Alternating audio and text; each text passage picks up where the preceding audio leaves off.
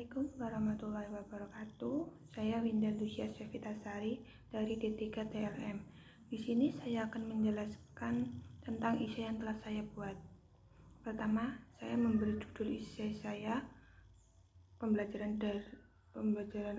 pembelajaran online atau daring yang sesuai dengan tugas yang diberikan oleh Bu Penny yang bertemakan COVID-19.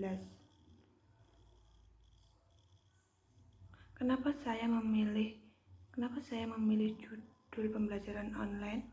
Karena menurut saya, dampak COVID-19 yang cukup signifikan adalah pendidikan.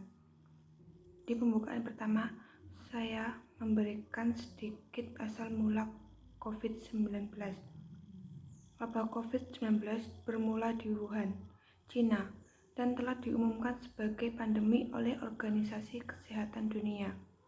Pandemi yang terjadi saat ini memberikan dampak yang cukup signifikan pada berbagai aspek kehidupan.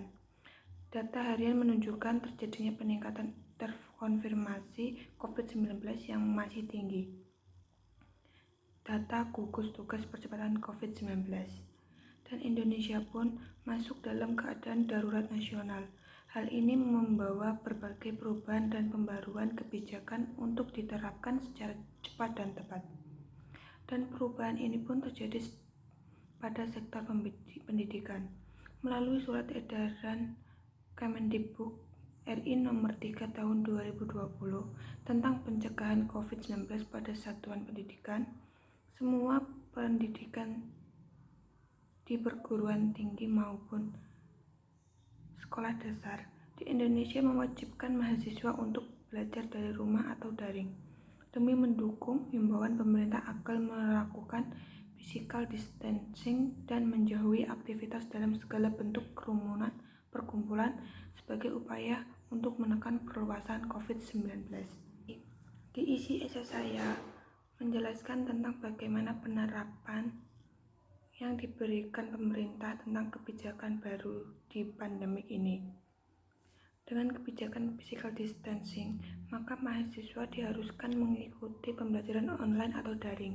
Ditujukan untuk mahasiswa bisa mengakses pembelajaran, informasi, dan sumber belajar tanpa batas ruang dan waktu.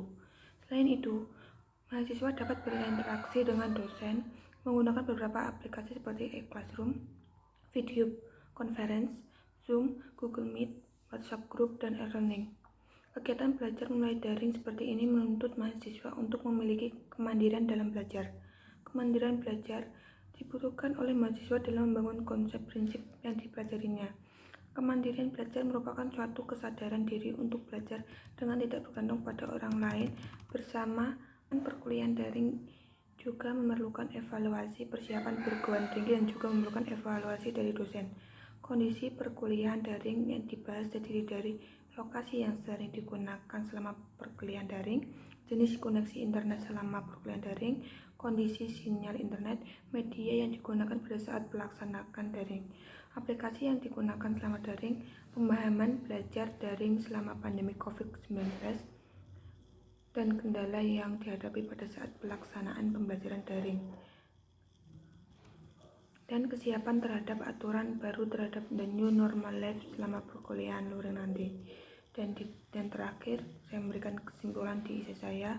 Berdasarkan penjelasan di atas, dapat ditarik kesimpulan bahwa pada saat pandemik ini banyak dampak yang cukup signifikan pada berbagai aspek kehidupan, terutama pada dunia pendidikan.